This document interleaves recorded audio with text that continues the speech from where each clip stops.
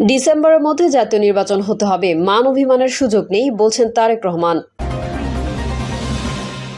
রাস্তায় নামলে ইউনূস সাহেব 24 ঘন্টাও থাকতে পারবেন না বলছেন গয়েশ্বর। হাসিনাকে ট্রাইব্যুনালে হাজির হতে পত্রিকায় বিজ্ঞপ্তি দেওয়ার নির্দেশ। এবং সর্বশেষ জানাবো, পদত্যাগ করতে 5ই আগস্ট শেখ হাসিনার পা ধরেছিলেন শেখ রেহানা। এতক্ষণ শুনছিলেন সংবাদ শিরোনাম, এবারে বিস্তারিত। তবে তার আগে অনুরোধ থাকবে আমাদের চ্যানেলটি সাবস্ক্রাইব করে বেল আইকনটি ক্লিক করুন। ডিসেম্বরের মধ্যে জাতীয় নির্বাচন হতে হবে, মান অভিমানের সুযোগ নেই বলছেন তারেক রহমান। বিএনপি ভারপ্রাপ্ত চেয়ারম্যান তারেক রহমান বলেছেন, এবছরের ডিসেম্বরের মধ্যেই দেশে জাতীয় নির্বাচন অনুষ্ঠিত হতে হবে।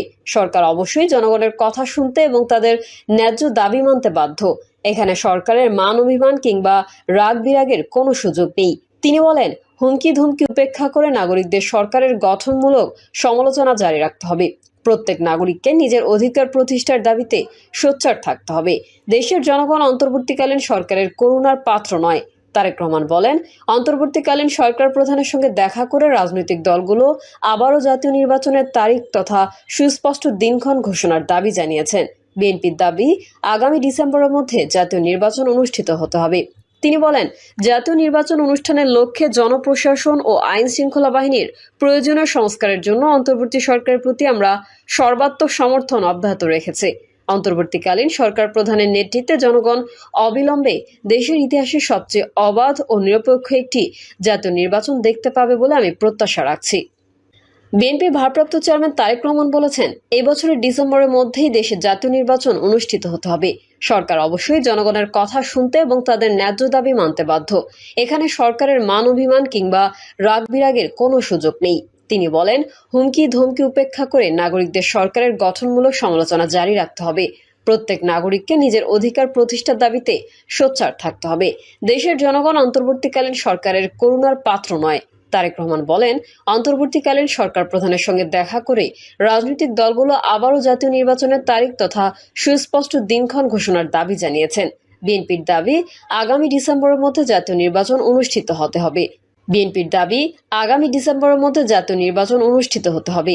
তিনি বলেন, জাতীয় নির্বাচন অনুষ্ঠানের লক্ষ্যে জনপ্রশাসন ও আইন শৃঙ্খলা বাহিনীর প্রয়োজনীয় সংস্কারের জন্য অন্তর্বর্তী সরকারের প্রতি আমরা সর্বাত্মক সমর্থন অব্যাহত রেখেছি। অন্তর্বর্তীকালীন সরকার প্রধানের নেতৃত্বে জনগণ অবিলম্বে দেশের ইতিহাসে সবচেয়ে অবাধ ও নিরপেক্ষ একটি জাতীয় নির্বাচন দেখতে পাবে বলে আমি প্রত্যাশা রাখছি। তারেক রহমান বলেন, হঠাৎ করেই এনবিআর সংস্কার অর্থনীতির জন্য ভালো নয়। অন্তর্বর্তীকালীন সরকারকে নিয়মমাফিক বাজেট ঘোষণা করতে হবে। অতীত অভিজ্ঞতায় দেখা গিয়েছে, প্রতি বছর জাতীয় বাজেট বাস্তবায়নের ক্ষেত্রে ঘাটতি বাজেট হচ্ছে মূল প্রতিবন্ধকতা। বাজেট প্রণয়নের ক্ষেত্রে এনবিআর এর হয়তো সরাসরি কোনো ভূমিকা নেই, তবে রাজস্ব আদায়ের মাধ্যমে বাজেট বাস্তবায়নের ক্ষেত্রে এনবিআর এর ভূমিকা মুখ্য। সরকারের গঠনমূলক সমালোচনা জারি রাখার বিষয়টি উল্লেখ করে তিনি বলেন, দেশের জনগণের রাজনৈতিক ক্ষমতায়ন নিশ্চিত থাকলে সরকারের পক্ষে ফ্যাসিবাদী চরিত্র ধারণ করা সহজ হয় না। সরাসরি ভোটে নির্বাচিত সরকার, অন্তর্বর্তীকালীন সরকার কিংবা তত্ত্বাবধায়ক সরকার, সরকারের চরিত্র যাই হোক, সরকারকে জনগণের কাছে জবাবদিহি করতে বাধ্য করা না গেলে ক্ষমতাসীন সরকার হয়তো নিজেদের অজান্তেই স্বৈরাচারী হয়ে ওঠে। রাস্তায় নামলে ইউনূস সাহেব 24 ঘন্টাও থাকতে পারবেন না বলছেন গয়েশ্বর। বিএনপির স্থায়ী কমিটির সদস্য গয়েশ্বর চন্দ্র রায় বলেছেন, আমরা যদি বলি কালকে রাস্তায় নামবো, তাহলে আমার মনে হয় ইউনূস সাহেব 24 ঘন্টা থাকতে পারবেন না। তাহলে ভবিষ্যৎ কি হবে? এই বিবেচনায় আমরা এই জায়গায় সমাপ্ত করতে চাই। আমরা চাই ডক্টর ইউনূসই সফল হন। ডক্টর ইউনূস সফল মানেই আমাদের জুলাই ও আগস্টের আন্দোলনের একটা সফলতা। প্রধান উপদেষ্টাকে উদ্দেশ্য করে এই বিএনপি নেতা বলেন, আপনার তো সংস্কার করার কোনো ক্ষমতা নেই। নারী যদি সুন্দরীও হয়, সে যদি বন্ধা হয়, তার প্রতি আকর্ষণ থাকতে পারে, কিন্তু সন্তান জন্ম দেওয়ার ক্ষমতা নাই। তিনি অভিযোগ করেন, ক্ষমতায় থাকে মৌলবাদীদের একসঙ্গে এনেছেন প্রধান উপদেষ্টা ডক্টর মোহাম্মদ ইউনূস। এই মৌলবাদীরাই সারা বিশ্বের নানা অশান্তি তৈরি করেছে। সেই সাথে সরকার দুর্নীতিবাজদের না ধরে তাদের সাথে আঁতাত করছেন বলে অভিযোগ করেন তিনি। জুলাই আন্দোলনের নেতৃত্ব দেওয়া শিক্ষার্থীর উদ্দেশ্যে তিনি বলেন, যারা নাকি 24 জুলাই 11 দিনের আন্দোলন করে মুকুট চায়, তাদের মুকুট অনেক আগেই জাতি দিয়ে দিয়েছে, আমরাও দিয়ে দিয়েছি। হাসিনাকে ট্রাইব্যুনালে হাজির হতে পত্রিকায় বিজ্ঞপ্তি দেওয়ার নির্দেশ। ক্ষমতাচ্যুত প্রধানমন্ত্রী শেখ হাসিনার বিরুদ্ধে আদালত অবমাননার বিষয়ে ব্যাখ্যা দিতে হাজির হওয়ার জন্য ভারতীয় পত্রিকায় বিজ্ঞপ্তি প্রকাশের নির্দেশ দিয়েছেন আন্তর্জাতিক অপরাধ ট্রাইব্যুনাল। আগামী 7 দিনের মধ্যে একটি বাংলা ও একটি ইংরেজি দৈনিকে এই সংক্রান্ত বিষয়ে বিজ্ঞপ্তি প্রকাশ করতে রোববার এই নির্দেশ দেন আদালত। রোববার প্রসিকিউশন জানান, 226 জনকে হত্যার লাইসেন্স পেয়ে গেছে বক্তব্যের জন্য শেখ হাসিনা সহ দুজনকে হাজির হতে পত্রিকায় বিজ্ঞপ্তি দেওয়ার নির্দেশ দিয়েছিলেন আন্তর্জাতিক অপরাধ ট্রাইব্যুনাল। ট্রাইব্যুনালে আজ আনুষ্ঠানিক একটি অভিযোগ দাখিল করেছে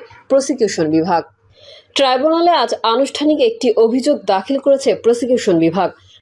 রাজধানীর চাংখারপুলে 5 আগস্ট ছাত্র জনতার অভ্যুত্থানের সময় 6 জনকে হত্যার ঘটনায় ঢাকা মহানগর পুলিশের সাবেক কমিশনার হাবিবুর রহমান হাবিব সহ 8 জনের বিরুদ্ধে আন্তর্জাতিক অপরাধ ট্রাইব্যুনালে আনুষ্ঠানিক অভিযোগ দাখিল করা হয়েছে।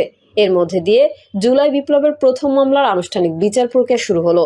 গত 21 এপ্রিল এই মামলার তদন্ত শেষ হয়। প্রসিকিউটর গাজী এম.এইচ. তামিম জানান, ট্রাইব্যুনাল আনুষ্ঠানিক অভিযোগ আমলে নিলেই বিচারের পরবর্তী ধাপ শুরু হবে। 8 জন আসামির মধ্যে inspector Arshad, constable Mohammad Sujan, constable Imaj Hossain Emon ও কনস্টেবল নাসিরুল ইসলাম কারাগারে রয়েছেন।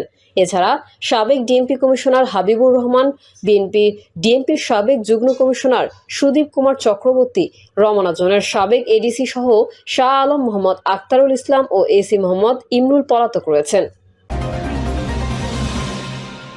পদত্যাগ করতে 5 আগস্ট শেখ হাসিনার পা ধরেছিলেন শেখ রেহানা। ছাত্র জনতার গণ অভ্যুত্থানে গত 5 আগস্ট প্রধানমন্ত্রীর পদ থেকে পদত্যাগ করে দেশ ছেড়ে ভারতে পালিয়ে যান শেখ হাসিনা। তবে পদত্যাগের আগে শক্ত হাতে ছাত্র আন্দোলনকে দমাতে চেয়েছিলেন। সবকিছু নিয়ন্ত্রণের বাইরে চলে গেলেও তিনি ক্ষমতার মসনদ ছাড়তে চাচ্ছিলেন না। এক পর্যায়ে পদত্যাগ করতে 5 আগস্ট গণভবনে শেখ হাসিনার পা ধরেছিলেন শেখ রেহানা। রোববার আন্তর্জাতিক অপরাধ ট্রাইব্যুনালে এক তদন্ত প্রতিবেদনে এই তথ্য তুলে ধরেছেন চিফ প্রসিকিউটর তাজুল ইসলাম। ট্রাইব্যুনালের বিচারকদের সামনে লিখিতভাবে এই তথ্য পড়ে শোনান তিনি। চিফ প্রসিকিউটর বলেন, সে সময়ে অতিরিক্ত বল প্রয়োগ এবং আরও রক্তপাতের মাধ্যমে ক্ষমতা ধরে রাখতে চেয়েছিলেন শেখ হাসিনা। দেশ ছাড়ার আগে সোমবার সকাল 10:30 থেকে প্রায় 1 ঘন্টায় রাষ্ট্রীয় বাহিনীর বিভিন্ন শীর্ষ কর্মকর্তাদের চাপ দিয়েছিলেন তিনি। তবে পরিস্থিতি যে একেবারেই নিয়ন্ত্রণের বাইরে সেটা তিনি কিছুতেই মানতে চাচ্ছিলেন না। পরে পরিবারের সদস্যরা সহ বোঝানোর পর পদত্যাগে রাজি হন তিনি। এরপর দ্রুততম সময়ে পদত্যাগ করে সামরিক হেলিকপ্টারে গোপনে বোন শেখ রেহানাকে সঙ্গে নিয়ে দেশ ছাড়েন শেখ হাসিনা। দলীয় অস্ত্রধারী কর্মীদের নামিয়ে 3রা আগস্ট দিনভর সারা দেশে ব্যাপক সংঘাত ও প্রাণহানি ঘটানোর পরেও ছাত্র জনতার আন্দোলন সামাল দিতে পারেনি শেখ হাসিনা। যদিও পরিস্থিতি উপলব্ধি করতে পেরে 3রা আগস্ট রাতেই শেখ হাসিনাকে আর একজন উপদেষ্টা সহ কয়েকজন নেতা বোঝানোর চেষ্টা করেন। তারা সেনাবাহিনীর কাছে ক্ষমতা হস্তান্তরের পরামর্শ দেন বলে জানা গেছে। তবে তিনি তা মানতে চাননি, বরং 4 আগস্ট থেকে কারফিউ আরও কড়াকড়ি করতে বলেন। ভোর থেকে কারফিউ কড়াকড়ি করার উদ্যোগ নেওয়া হলো। সকাল 9টার পর থেকে বিভিন্ন স্থানে আন্দোলনকারীরা কারফিউ ভেঙে নামতে শুরু করেন। 10টা নাগাদ ঢাকার বিভিন্ন স্থানে জমায়েত বড় হতে থাকে। এ সময় চিফ প্রসিকিউটর ট্রাইব্যুনালকে বলেন, ওয়াইদুল কাদের, সালমান এফ রহমান, আনিসুল হক, আসাদুজ্জামান খান কামাল তাকে পদত্যাগ করতে না করেছিলেন। 5 আগস্ট সকাল 10:30টার দিকে 3 বাহিনীর প্রধান ও পুলিশের মহাপরিদর্শককে প্রধানমন্ত্রীর বাসভবন গণভবনে ডাকা হয়। নিরাপত্তা বাহিনী কেন পরিস্থিতি সামাল দিতে পারছে না সেটার জন্য ক্ষোভ প্রকাশ করেন। আন্দোলনকারীরা আইন শৃঙ্খলা রক্ষাকারী বাহিনীর সাজোয়া যানে উঠে লাল রং দিয়ে দিচ্ছেন, সামরিক যানে পর্যন্ত উঠে পড়ছেন। এরপরও কেন তারা কঠোর হচ্ছে না সেটা নিয়েও বিক্ষোভ প্রকাশ করেন তিনি। এছাড়া বিশ্বাস করে এই কর্মকর্তাদের শীর্ষ পদে বসিয়েছেন সেটাও তিনি উল্লেখ করেন। এক পর্যায়ে শেখ হাসিনা আইজিপিকে দেখিয়ে বলেন, তারা তো ভালো করছে।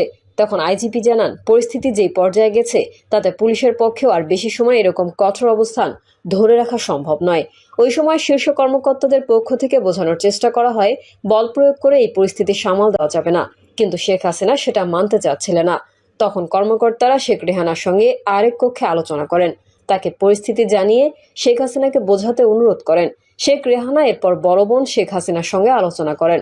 পা জড়িয়ে ধরে শেখ হাসিনাকে পদত্যাগ করতে বলেন তিনি, কিন্তু তিনি ক্ষমতা ধরে রাখতে অনড় থাকেন। এক পর্যায়ে বিদেশে থাকা সজীব অজিত জয়ের সঙ্গে ফোনে কথা বলেন একজন শীর্ষ কর্মকর্তা।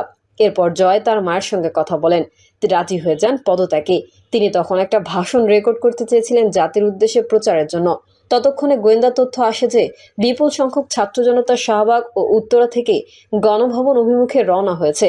দূরত্ব বিবেচনায় 45 মিনিটের মধ্যে শাহবাগ থেকে গণভবনে আন্দোলনকারীরা চলে আসতে পারে বলে অনুমান করা হয়।